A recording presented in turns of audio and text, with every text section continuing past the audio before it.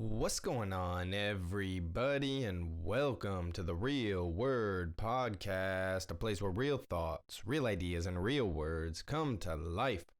I'm your host, Drew, coming from San Diego, California. Thank you for stopping by, tuning in, checking out the channel. Make sure to like, share, subscribe, hit up all those links down below. And now we can get into the episode.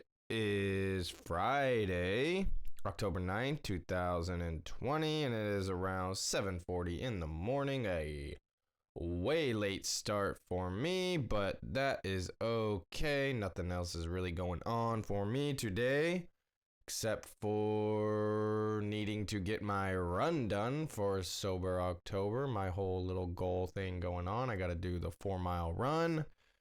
Did my full body workout exercises yesterday, and I will say that's getting a lot easier.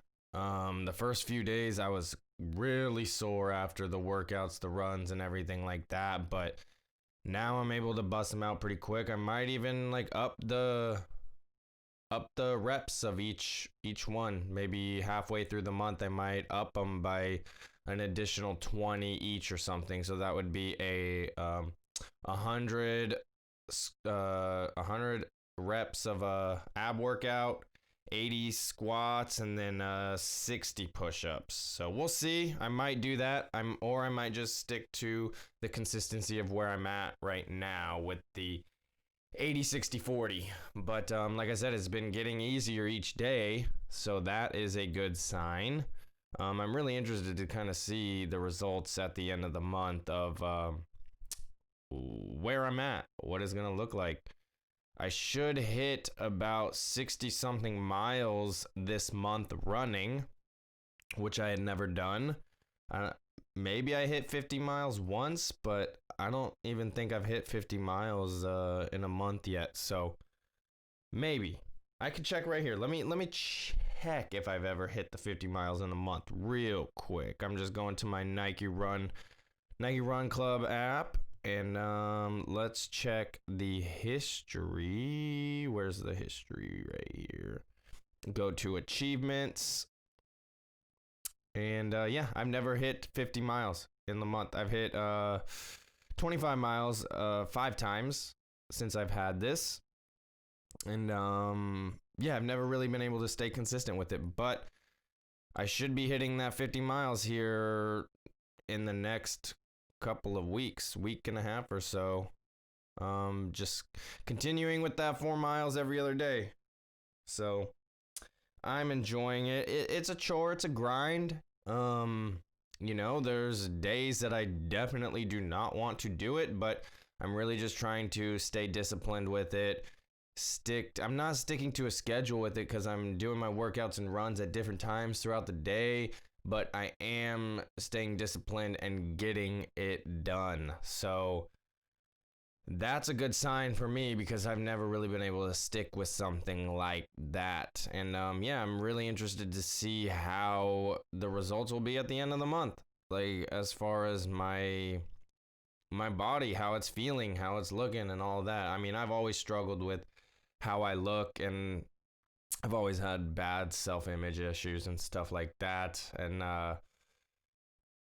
yeah, I don't know if this is me just beating myself up or if it's I don't know what it's gonna look like at the end of the month. I hope I like myself, but we'll see. We shall see. I don't know if all this work will be done and I'll look fine and I'll still find things that I don't like about myself as far as looks wise and stuff. I don't know. It should be interesting to see though. Like I said, I'm kind of anxious, interested to see what the results will be like at the end of the month. I didn't weigh myself before, and so I don't know exactly where I was at, but I'm guessing around that 150 pound, 55, right around there, somewhere around there. And that's just crazy to think because that is like I'm 155 pounds and somewhere around there, like I'm saying. And it just makes me think about like the UFC and that weight class, and that's like Tony Ferguson, Khabib, Justin Gaethje, Poirier, McGregor was in there for a minute. You know what I mean? So that's just crazy to me. That is like just this physique. And then comparing it to like those guys and stuff, it's just insane to me.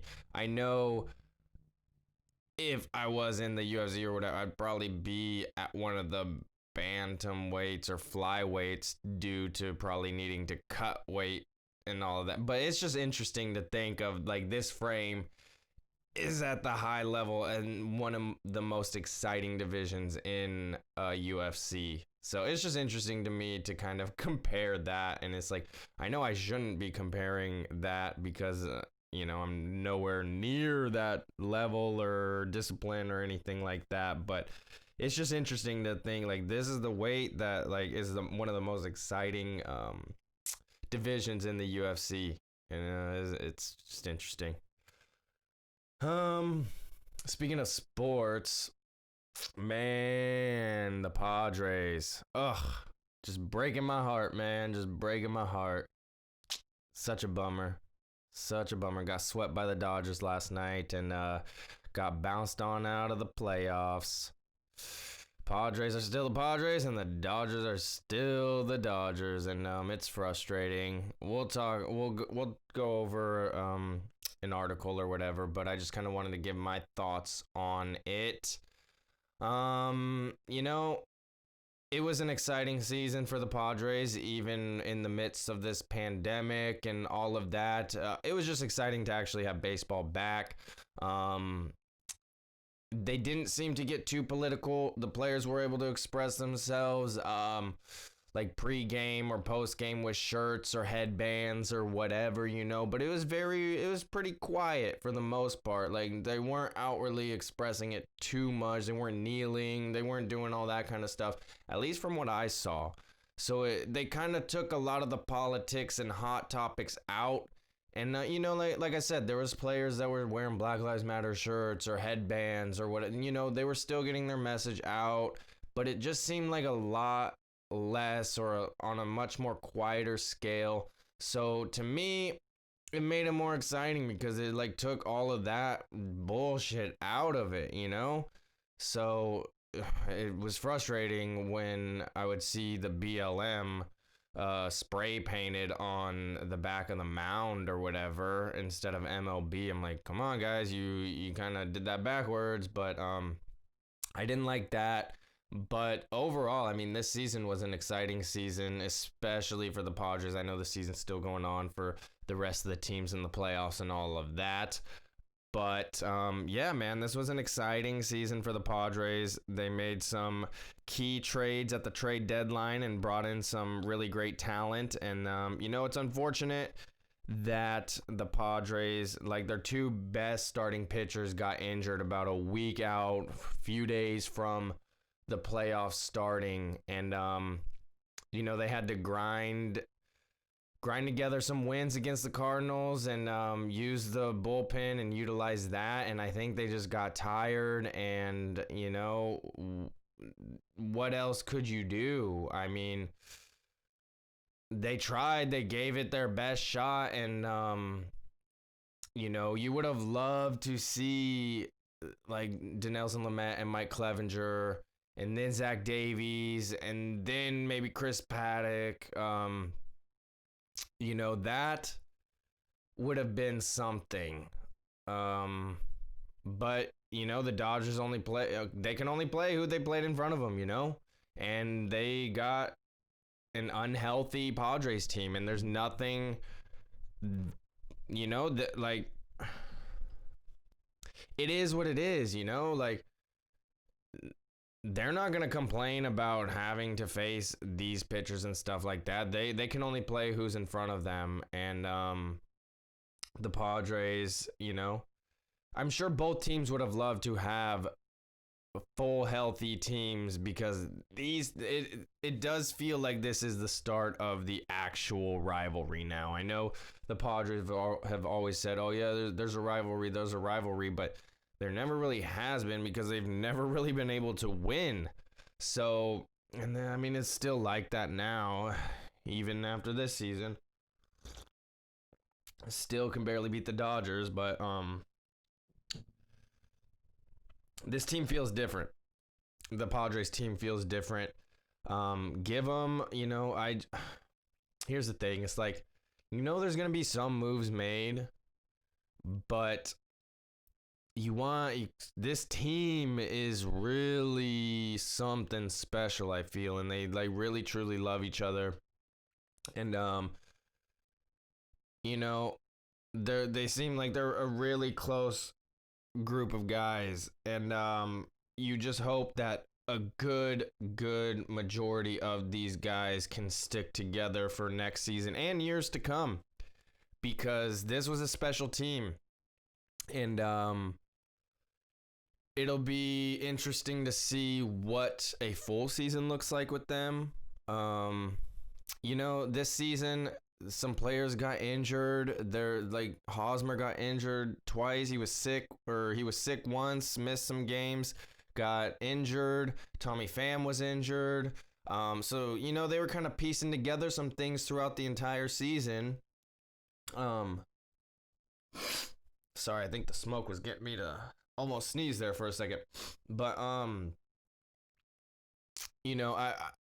I just wonder what a full season would look like with this group of guys and the manager and all of that, This next season should be interesting. We'll see what moves are made over the off season, what is done. But I'm excited. I'm excited for the next season, man. This was a really fun time for the Padres, and it is frustrating. Tatis kind of went. I mean, the whole team kind of went cold in the playoffs, and Tatis just made some errors, man. I think I read the article and it said, like, he made a record high 5 errors in the playoffs or something like that. And that is not good. You cannot be doing that. Like, there was an error he made last night where he stopped the ball and then got up to try and throw it to first and threw it away. And that just cannot happen. It's like, yeah, I understand you want to, like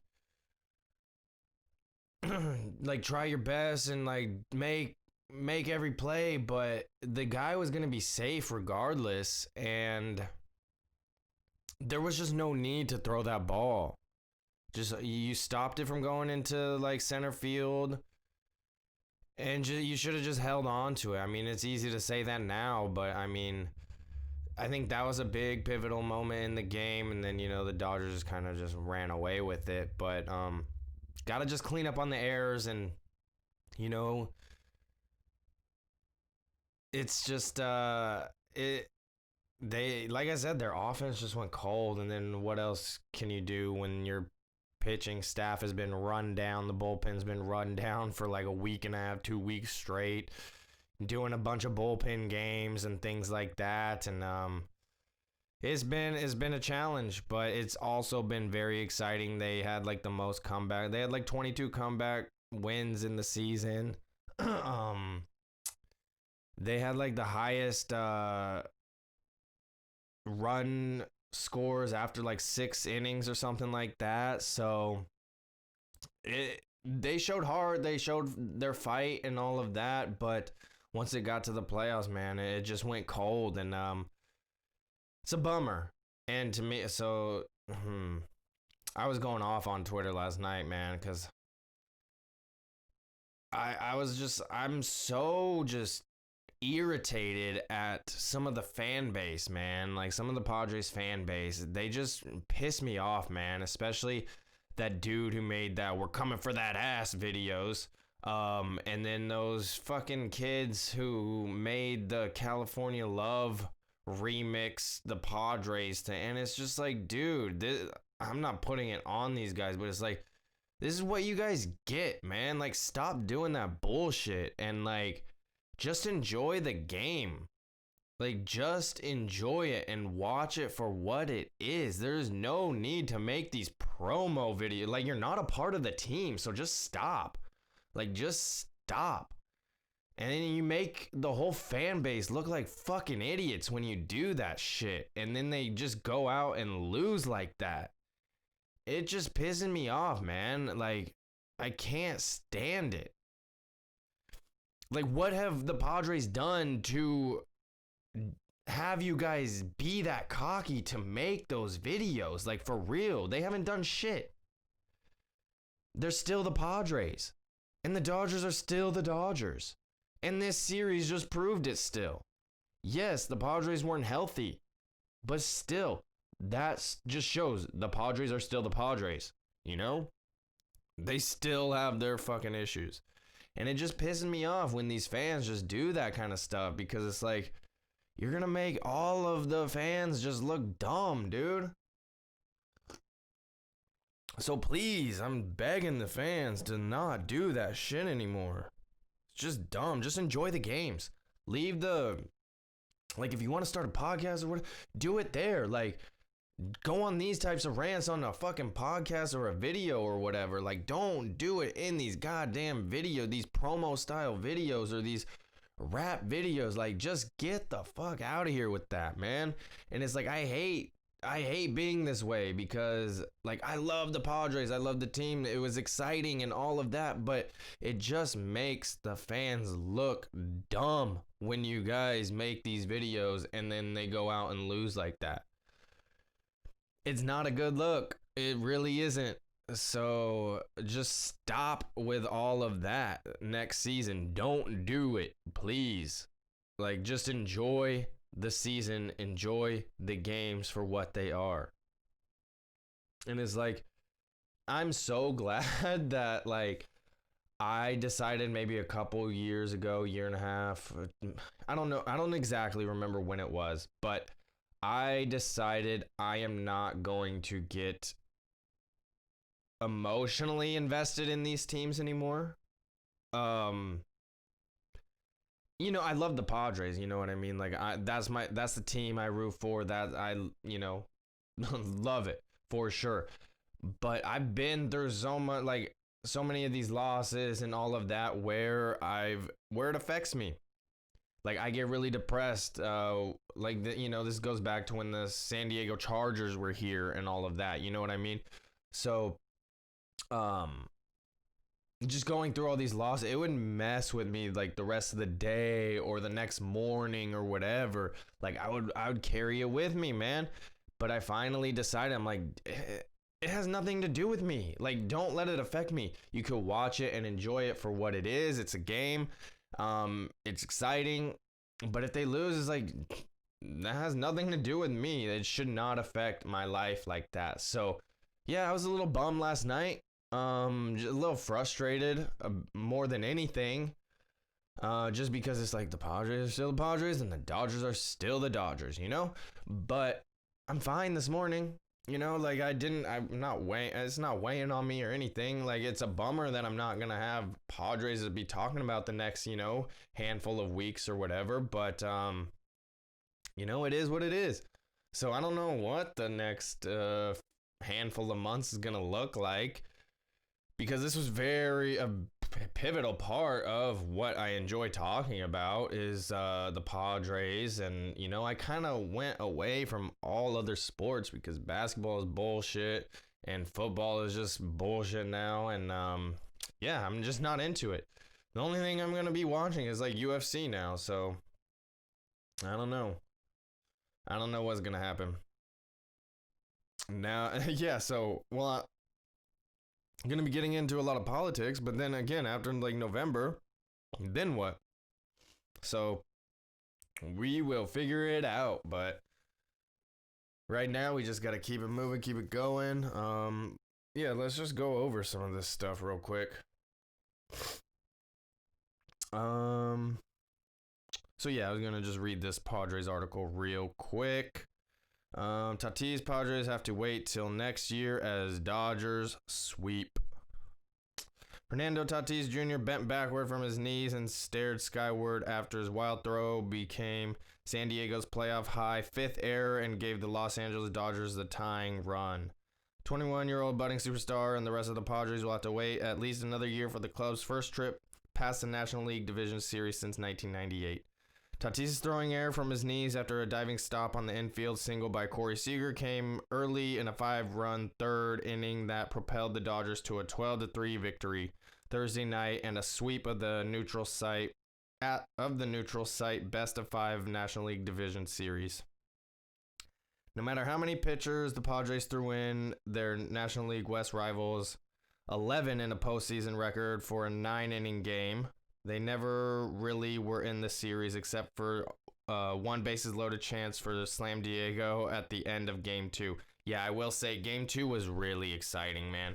It wasn't looking good, and then all of a sudden in the ninth, they just rallied back, had the bases loaded, and then they got out. Oh, but Tatis he should have had that homer, but then he got robbed, and that would have put them up. But, that's baseball, game of inches, right? That's what they say. But Game 2 was exciting, especially at the end, but they still couldn't get it done. That would have changed everything if they would have won Game 2. But it didn't happen, and they ended up getting swept. But let's continue. The Padres couldn't add to their major leading 7 grand slams from the regular season, although Jake Cronenworth's walk and Trent Grisham's infield single with the bases loaded gave the Padres a brief 2-1 lead in the second. Tatis, whose drive at the home of the Rangers in August started San Diego's record run of 4 straight games with the grand slam, ended the second with the bases loaded strikeout against the winning pitcher Julio Urias.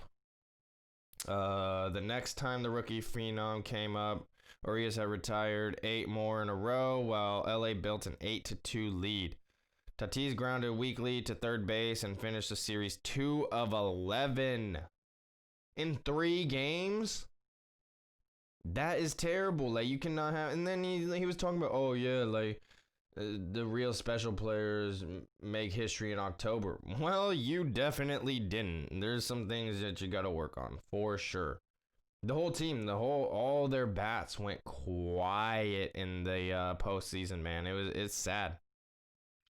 Tatis, Will Myers, and Manny Machado combined for 5 homers and an 11-9 victory that turned the wild card series against St. Louis in Game 2 and helped the Padres to their first postseason series victories since they went to the 1998 World Series. But the trio went deep just once in the National League Division Series. The solo shot by Machado in Game 2 was immediately followed by one from Eric Hosmer, who grounded out against Joe Kelly with the bases loaded for the final out in LA's 6-5 victory. A hodgepodge pitching staff missing its top two starters couldn't hold up either. After San Diego became the first team to send out 9 pitchers and win a playoff game with the shutout in the clinching 4-0 victory over the Cardinals. That was exciting. I remember that one from about a week ago or so. That one was cool. That was pretty crazy. 9 pitchers and they got the shutout and the win to advance. It was exciting. For the first 5 pitchers used by rookie manager Jace Tingler in Game 3 allowed runs, including 3 apiece from starter and losing pitcher Adrian Morejon and his replacement Craig Stammen. Trevor Rosenthal gave up a pair of 2-run hits in the 9th when he became the Padres' 11th pitcher, 2 more than the previous high. So that is how it ended. Damn. Yeah, I mean, I just kind of gave up watching last night. I kept an eye on Twitter and stuff, but it wasn't looking good. It was like 8-2, 8-3 when I was watching, and then I saw it was like 10-3, and then 12. I was like, oh my god, man, this is terrible. They're just letting it go now. Made me frustrated, but like I said, I'm not carrying it. Just talking about it this morning because I enjoy it, and Would have been strange for me to come on and not talk about it. That would have been weird. But, got my coffee here, man. This is not Black Rifle coffee this time. We are getting some more in. It should be in today, which will be nice. And I think we're getting the Murdered Out, their darkest roast. That should be good. But yeah, this is some like Albertsons brand signature plus stuff or whatever, and I haven't had this stuff in a really long time because of the Black Rifle coffee, and probably like over a month or so I haven't had this coffee. And man, you could taste the difference. This tastes like burnt beans and just not that great, man. It really puts into perspective how good Black Rifle Coffee Company is. Especially that Fit Fuel. I love that one. That one was really good. It is like a medium-ish roast, you know what I mean? So I'm excited to try the darker roast. It probably has a little bit bolder of a flavor and all of that. So, yeah, I mean, on Monday I should have that and definitely give a little review of the Murdered Out. I believe that's what it's called. Yeah. But I still love coffee regardless. But it's just interesting how different. This is the coffee I would always be drinking. Is this brand or like Maxwell House or, Folger, whatever. Those are the coffees I'd be drinking. And I haven't had that kind of stuff in, like I said, about a month or so. And man, you could taste the difference. Black Rifle Coffee Company kills it, man. And that was just the one. I've only had that one kind so far, the Fit Fuel. But it is good. It's interesting to see the difference or taste the difference, I mean. But, So, what else are we going to get into? We're going to get into some politics stuff right now. Harris and Pence drew second largest VP debate audience ever. About 57.9 million people tuned in to watch Wednesday night's vice presidential debate between Senator Kamala Harris and Vice President Mike Pence on television. So that was according to ratings from data from Nielsen. Ratings were up sharply from the 2016 debate, which drew 37.2 million viewers, making it the second most watched vice presidential debate. The 2008 debate between Sarah Palin and the governor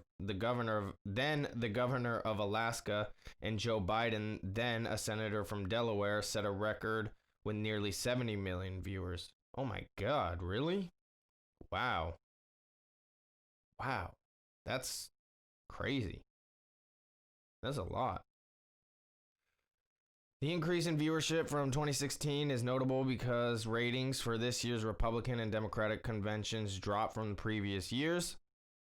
Television viewership for the first presidential debate between Biden and President Donald Trump also dropped compared to the 2016's first debate. Viewership was measured across 18 networks that carried the debate live on television. Nielsen's figures don't include viewership on digital platforms like YouTube or subscription streaming services like Hulu or NBC's Peacock. So yeah, there's probably even more. So there probably is more than that 70 million viewers just based on like they're saying like platforms like Hulu or NBC or YouTube. Because I know I was watching Steven Crowder live stream it. I watched it the next day. But that's where I was watching it. And I will say, let me just say this before I continue. I don't think either Kamala or Mike Pence really answered any of the questions. And it's funny because the Republicans are saying, oh yeah, Kamala Harris didn't answer any of the questions. And the Democrats are saying, did Mike Pence even answer any of the questions? And it's like, no, neither of them did.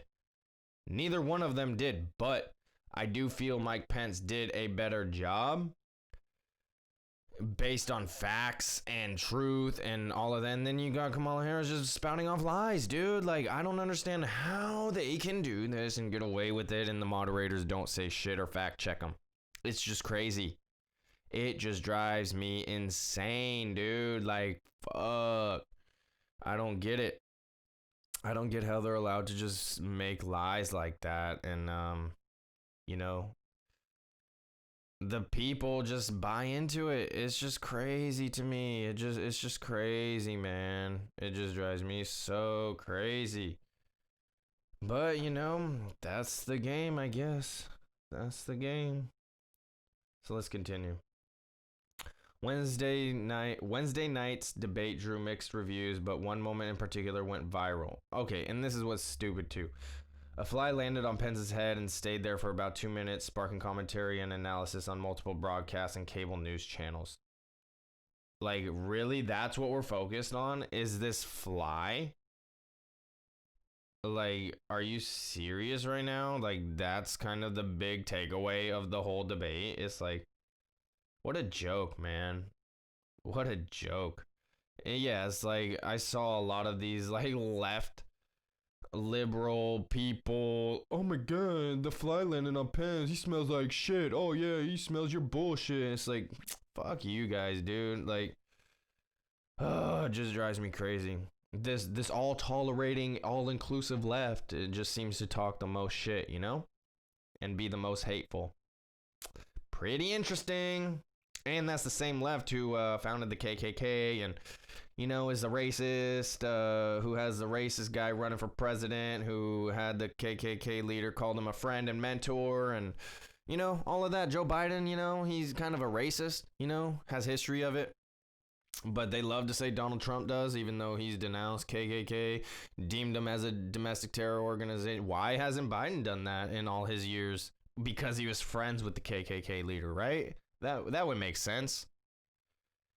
But people just eat up the mainstream narrative, man. They just love to just buy into the mainstream. I'm telling you, it makes me insane because it's like talking to fucking idiots, man. Like,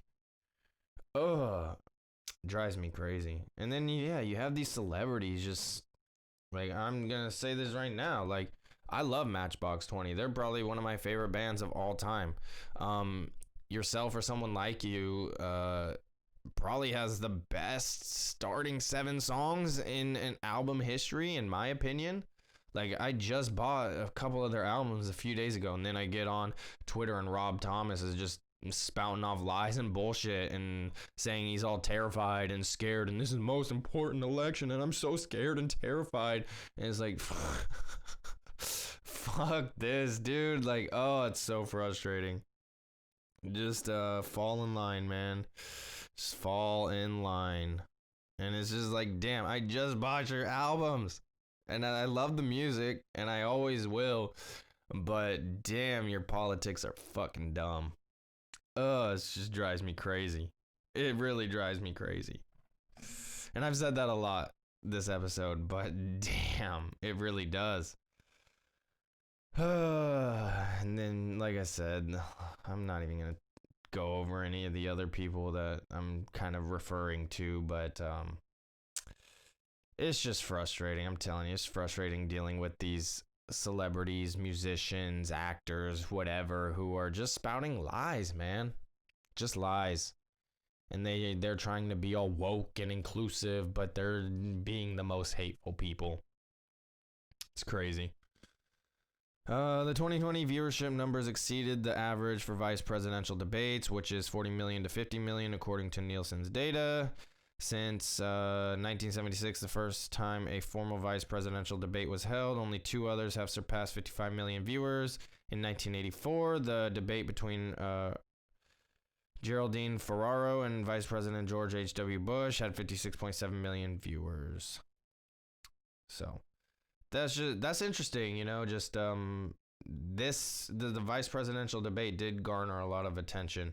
I think people were interested to see kind of how Pence would kind of do in contrast to Trump, because in my opinion, Trump did not do good in the debate. He just kind of was interrupting, and I think I've talked about it before, but like he needed to let Joe Biden get on these long tangents to have him kind of mess up. Dude said he was in Senate for 180 years.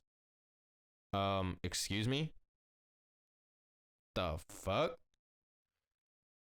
So it's like Donald Trump didn't even give him a chance to get into these like long formed responses. He just kept interrupting, and to me it did not make Trump look good. So I think a lot of people were interested to see how Pence would do in contrast to Trump, and then also check out, Kamala Harris's performance as well. I don't think she did good, man. I don't think she did good at all.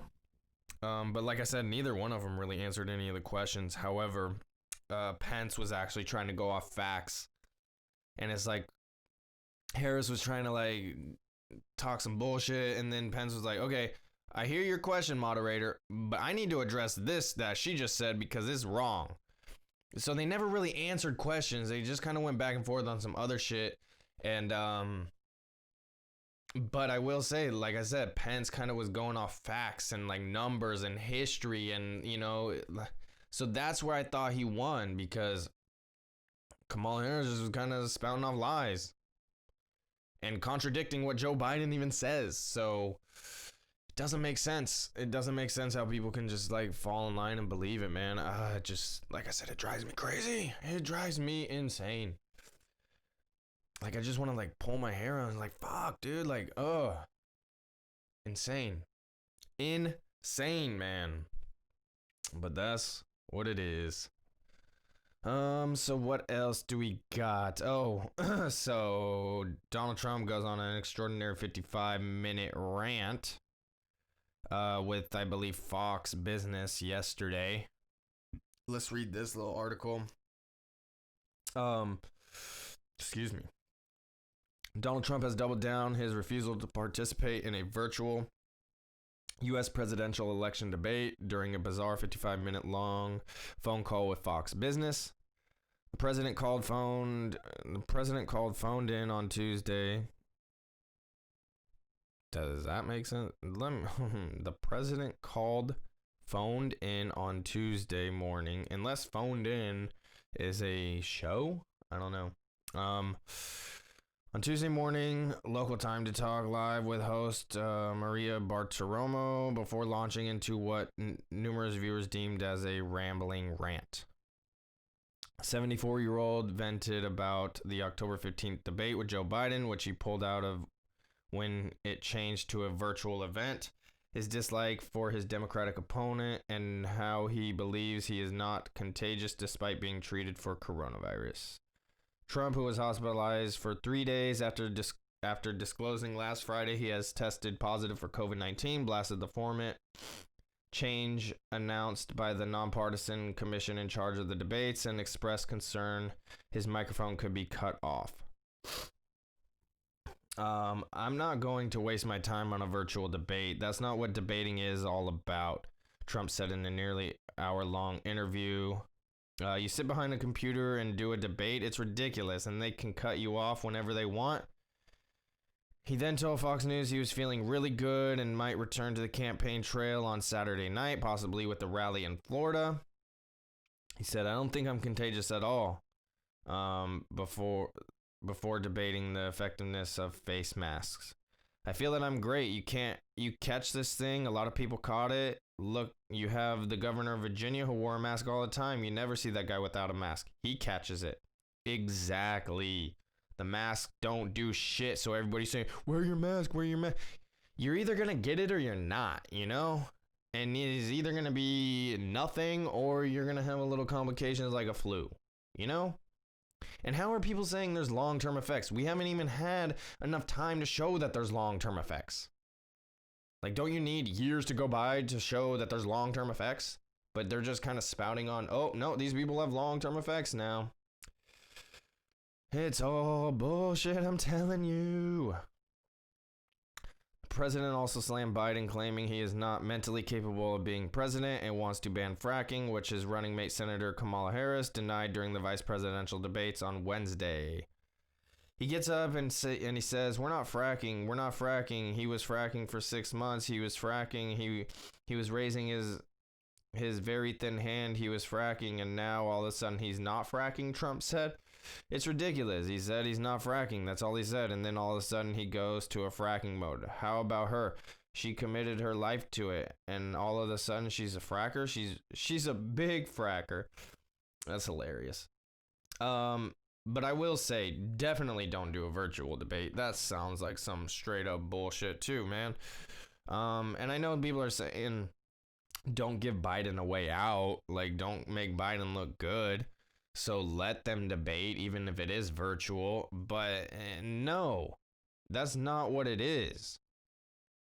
They need to be standing in front of each other face to face, even with the plexi. Like, if they can do the plexiglass for the vice presidential debate, why couldn't they do it for the presidential debate? Like, what? Like, why would that be any different? It makes no sense. Everybody would be socially distanced. There would be the barrier, and who would... I'm telling you, man, it's just a game. It's just a game, and we're all being played, man. That's what it feels like. That is what it feels like. Doctor gives Trump's the all clear. President's physician said in a memo Trump had completed his course of therapy and could return to public engagements on Saturday. So, okay, so he's getting the clear from the doctors, but people are still gonna bitch and complain. Oh my God, he's gonna infect people. He just wants to kill people and spread the virus. Dude, his physicians are saying he's good. So now are you not trusting doctors and science? Or is it just because it's Trump's doctor and science you're not going to trust it? Just dumb. The 74-year-old said he would likely get tested again for COVID-19 on Friday. So it sounds like he's taking the proper precautions, doing things that he's needing to do. Trump's decision not to participate in a virtual debate means the second and final debate between the two White House contenders will be on October 22nd, less than 2 weeks before the November 3rd election. In lieu of the October 15th debate, Biden's campaign quickly arranged a town hall-style event in Philadelphia that night to be hosted by ABC News. The chairman of the debate commission, Frank Farrakop, said the switch to a virtual format was not being reconsidered. Some Trump advisors questioned his decision not to participate in the new debate format, arguing he would miss an opportunity to make his case to millions of voters tuned in. A source familiar with the situation said, with Trump's handling of the pandemic dominating the campaign, a new poll showed Americans steadily losing confidence in how the president has managed the health crisis. Why? His net approval on the issue hitting a low. For what? It's like all these governors keeping us locked down and stuff. I don't get it. The poll is taken Tuesday through Thursday found 37% of American adults approved Trump's handling of the pandemic and 59% disapproved. What could he have done differently? I don't understand. The net approval rating of negative 22% points is the lowest in the poll, dating back to March 2nd, and has steadily declined over the last 10 days. Biden, I'm showing up. Trump's rejection of the shift in the debate format sparked a flurry of statements back and forth between the two camps. Trump's campaign proposed holding another debate on October 29th, with Biden's campaign rejected. We set the dates. I'm sticking with the dates, Biden told reporters. Oh, you set the dates, huh? Okay, you're not president. Like, you're in charge of setting the dates? Like, what?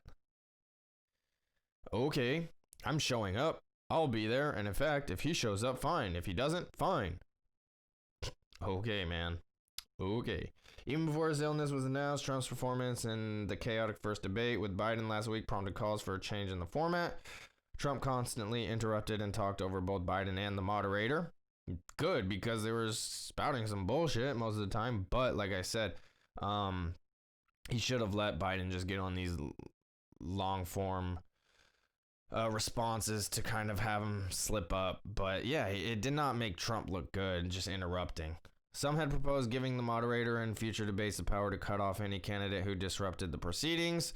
The debate commission said nothing about muting the participants in its announcement, while describing the new format as needed to protect the health and safety of all involved. Okay. As election day approaches, early voting has exceeded records.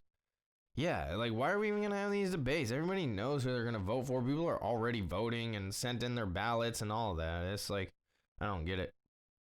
And we're going to get into this last article real quick. But there is one more option, and she's on all 50 ballots, all 50 states ballots, and she's not getting the attention, man. And it really makes me angry, because there was so much talk about the 2016 election with Hillary. Oh my gosh, we just need a woman. I'm with her just because she's a woman. Hillary, blah blah. Like, it was all just because a woman. And now there's a woman running for president again. And in all 50 states, she's available to be voted on. But they're not giving her the platform. And that just is crazy to me, man. It's like, I don't know if I'm registered. I believe I am. I got one of those practice or whatever ballots in the mail, just not like last week. But I don't think I've got the real one yet mailed in. So I don't know. But if I am registered, I'm definitely voting for her, because I could never vote for the two-party system.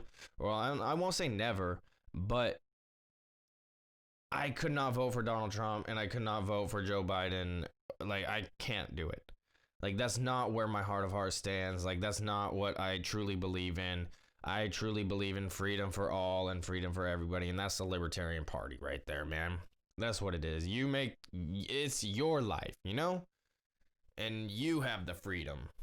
And we shouldn't be held up to these government bullshit that, like, they put in place. Like, all this red tape shit. Like, it's not cool. Okay, let's get into this. When the time comes to place your vote for president, there likely will be several unfamiliar names to choose from, some that may only be on the ballot in your state.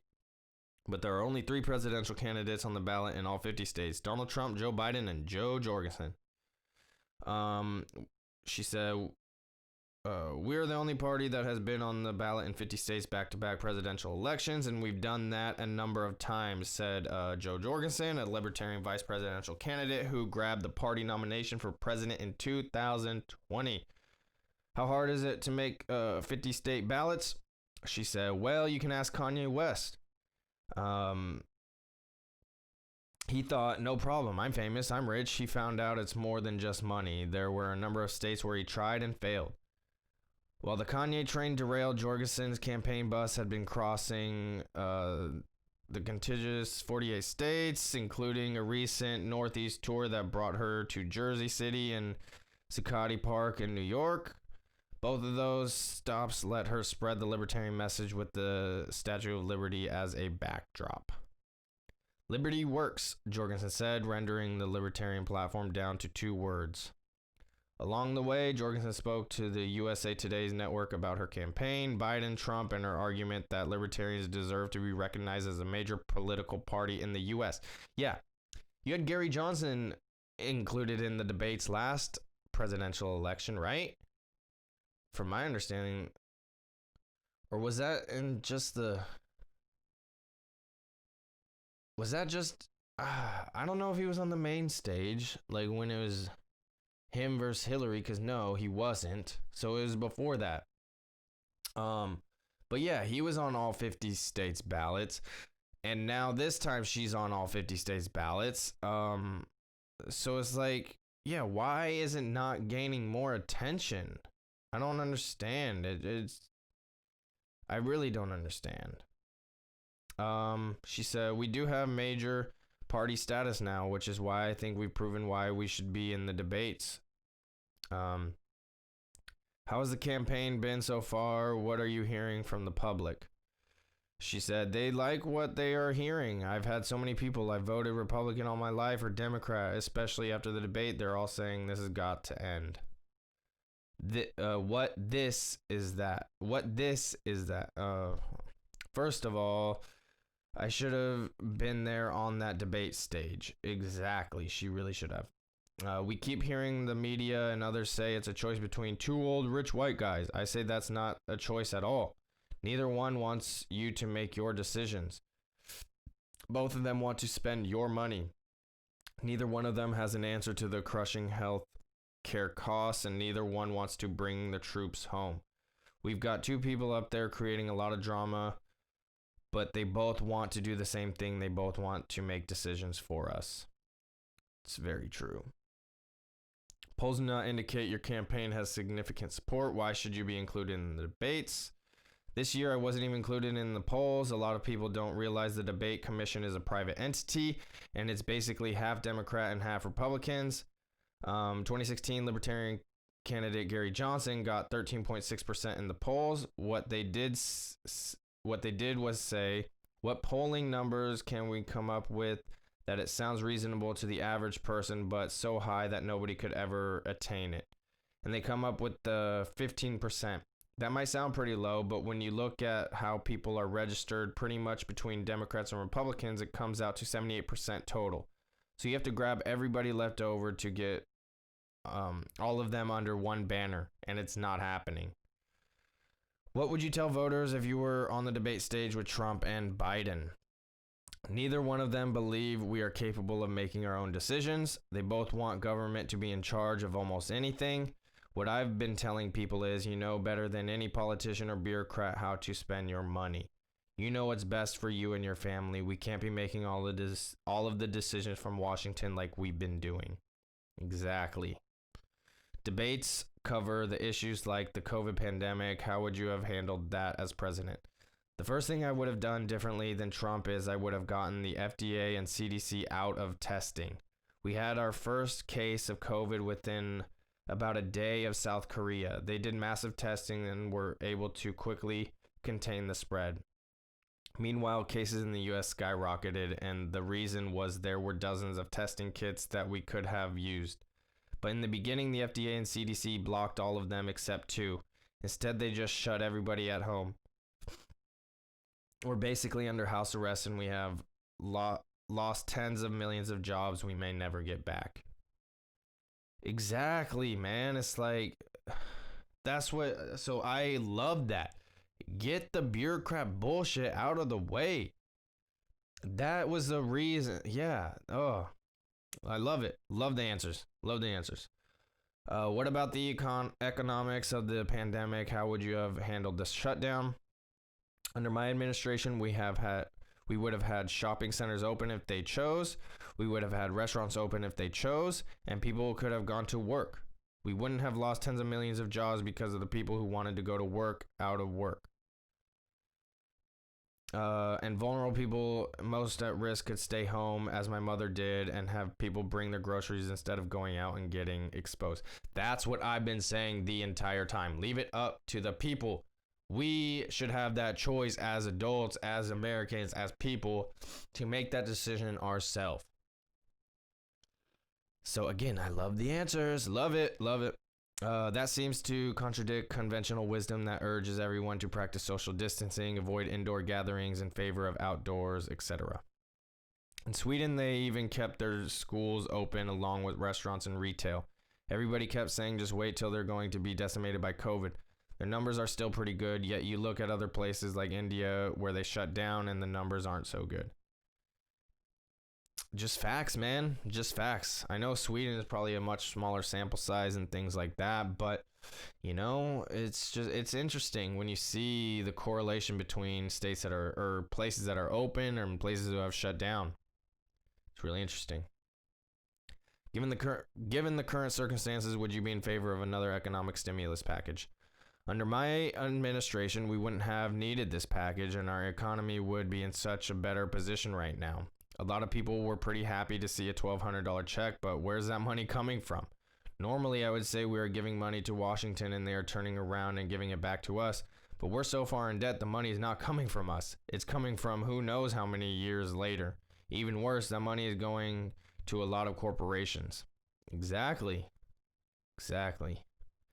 Many Americans are protesting what they see as systemic racism in the United States. The president sees it as law and order issue. What's your take? We believe crime is a local issue, and the local police and the mayor and city council should decide how to handle their own police department. We've had the federal government give military equipment, including tanks, tear gas, and other things, to 8,000 federal, state, and local police departments. Having all that equipment there only escalates the situation faster. Maybe if we didn't have all that military equipment to begin with, then maybe we wouldn't have it escalate to that point. But it did escalate, and many of the protests include a violent element. Had I been president, we would have had that fixed by now, because many people out there protesting or rioting are saying we need to rid of no-knock raids. We need to get rid of qualified immunity. We need to get rid of this racist war on drugs. Had I been president, people wouldn't be saying that, because that would be fixed. Exactly. That's why you need to vote third party. Vote Joe Jorgensen, man. All of these issues have not only divided the nation, but the individual parties to a degree. Is the Libertarian Party united?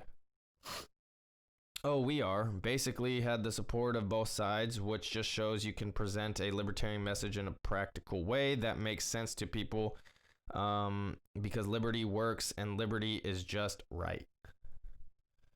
And this should be the last question, and then I will get on out of here as well. How about the independent and undecided voters? You will need to make an impact on the election. Pretty much right from the start, about 75% of our volunteers have been from the outside party. That shows people are looking for something new. And that, I love it, man. I loved all those answers, and that's just true. And that's what the libertarian message and party is about, is making the decision yourself and not letting big government get in the way. Like, they're in DC, like, making all these decisions for people here in California. Like, it makes no sense. Like, when they really break it down like that, it really just makes no sense. What you have going on in Washington has nothing to do with here on the West Coast or Texas, or, it doesn't.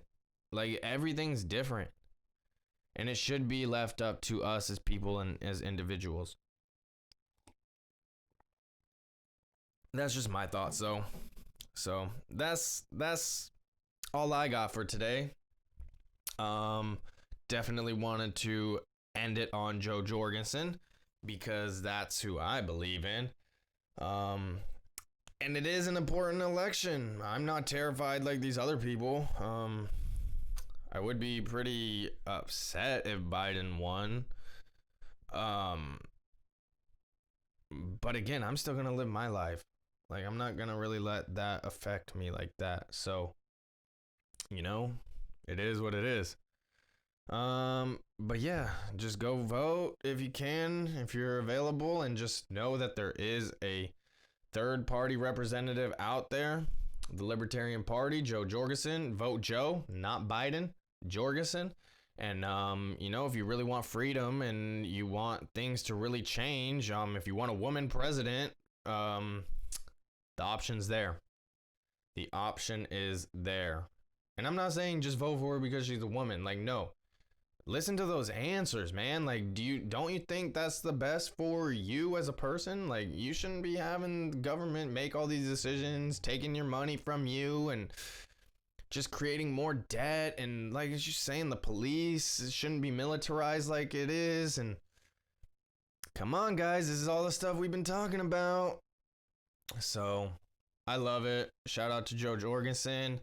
And I got to shout out to Adam Kokesh, because he's the one that, kind of got me involved with, aware of the Libertarian Party. And, he backed Joe Jorgensen, so shout out to Adam Kokesh, shout out to Joe Jorgensen. And yeah, that's kind of all I got for today.